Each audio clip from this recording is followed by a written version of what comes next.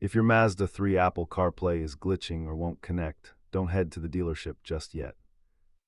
Statistically, over 80% of CarPlay failures in Mazdas are caused by a faulty or low-quality lightning cable. Let's walk through the diagnostic steps to get your infotainment system back online safely. Start by toggling your Bluetooth and performing a hard reboot of the Mazda Connect system using the button shortcut. Double-check that Siri is enabled on your iPhone, as CarPlay will not launch without it. If software resets fail, you may be looking at a physical USB hub failure or outdated firmware.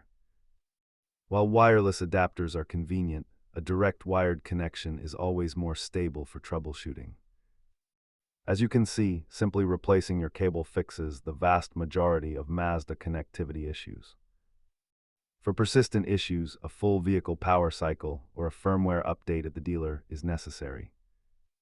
Keep a high-quality certified cable and some compressed air in your glove box for quick maintenance. Expert technicians often find that a pending iOS update is the hidden culprit behind CarPlay lag.